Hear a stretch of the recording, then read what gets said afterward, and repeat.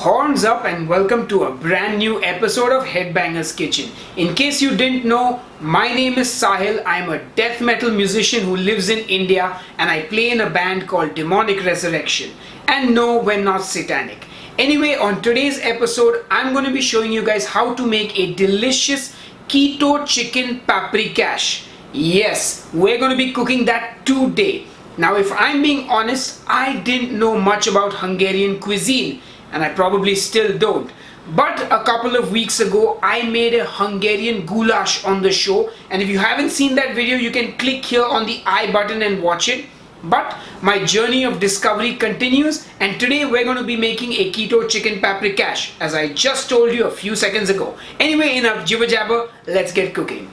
So to make the chicken paprikash, I'm going to be using some chicken. And I've decided to use chicken thighs and chicken legs with the skin on and with the bone as well. The first thing I'm going to do is season the chicken with some salt and some black pepper. Not too much though, not too much.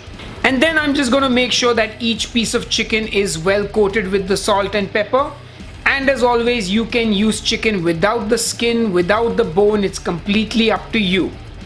The next thing I'm going to do is get my Dutch oven on the stove and I'm going to heat up about a tablespoon of goose fat. Once again, you can use any cooking fat that you like that is keto approved. And then once the goose fat is nice and hot, I'm going to add in my chicken thighs skin side down. This is very important, ladies and gentlemen. Skin side down and only the thighs first. I'm going to brown the chicken now and I'm going to do it in two batches. First the thighs and then the drumsticks. And now you just want to leave this and let it cook for at least 4 to 5 minutes till the skin is nice and golden brown. And once you think that has happened, you can turn the chicken pieces over. Now ideally it should just come away from the pan and it should be a breeze, but I always get my chicken stuck for some reason. Maybe it's just written in the chicken stars or something like that. Anyway, turn those thighs over and let them cook for a minute or two more. But remember folks, you want to get that golden brown color on the chicken skin. And the idea here is not necessarily to cook the chicken all the way through. You just want to get it nice and caramelized on the skin side. Anyway, remove the thighs from the Dutch oven and set them aside. And then it's time to brown the chicken legs. Now I gotta be honest, this is, I don't know, quite pointless to me because unlike the thigh which has the skin on one side and can be sort of flattened onto the pan, the skin on the drumstick kind of goes all the way around, so it doesn't always hit all parts of the pan. Like, you know, there's a part of the drumstick that you can see will not touch the pan.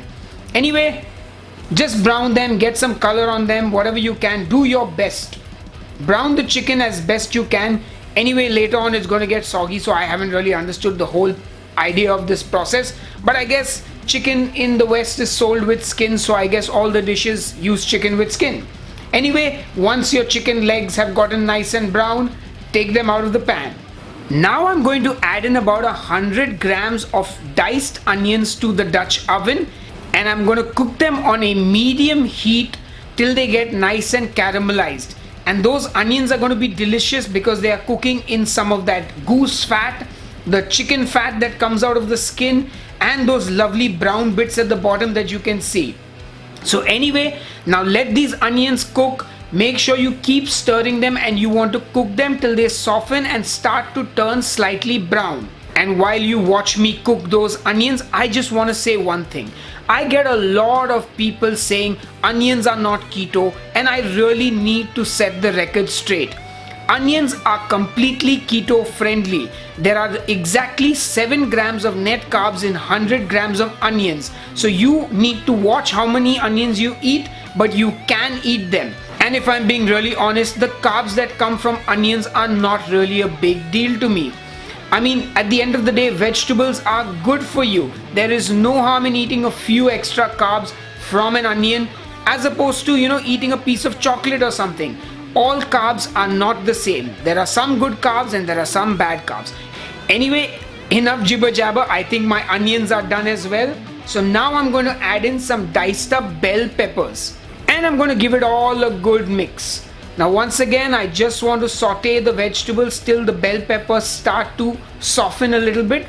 Now I'm going to turn the heat down to low and add in our star ingredient, which is paprika, about 3 heaped spoons of it.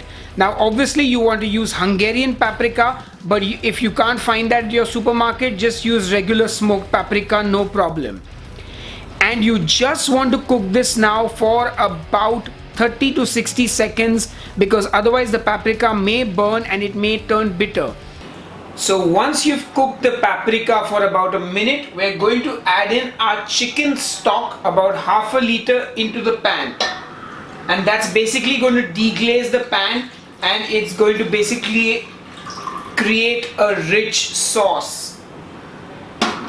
And of course you want to give it all a good mix, get all that beautiful flavor well incorporated, and then you want to bring this to a rolling boil.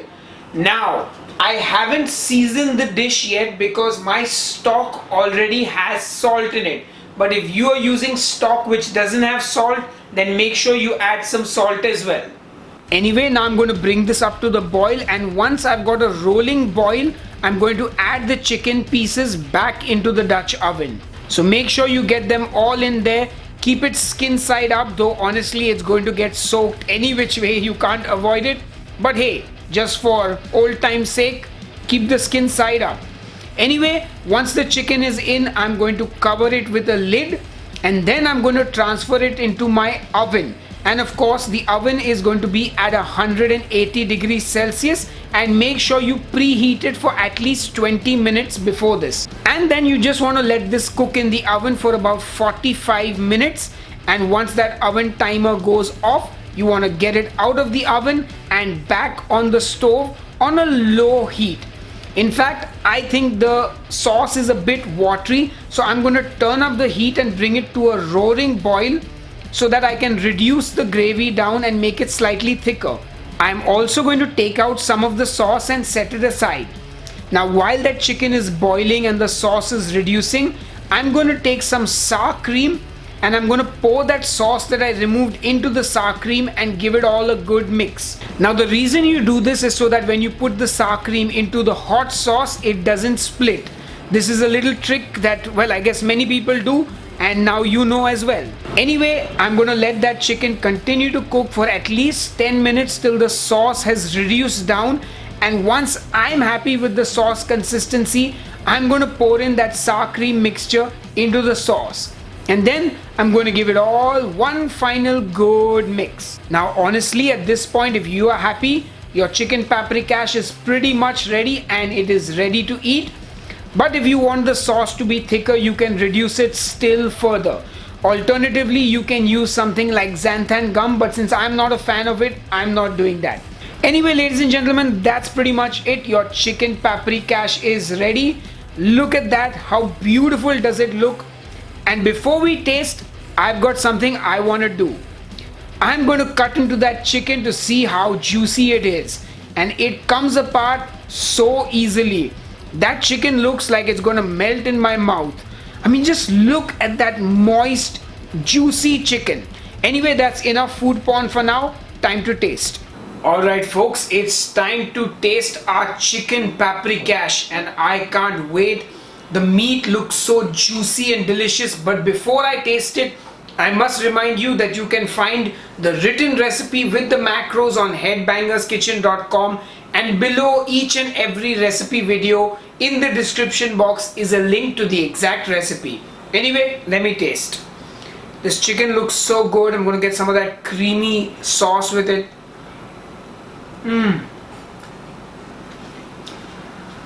Wow. Wow. This is so good, and I'll be honest, it's similar but not exactly the same as the chicken stroganoff that I made. Very similar, but obviously this has more paprika in it, and yeah, it's just delicious, like seriously. And this meat is beautifully tender. I might even eat a chive.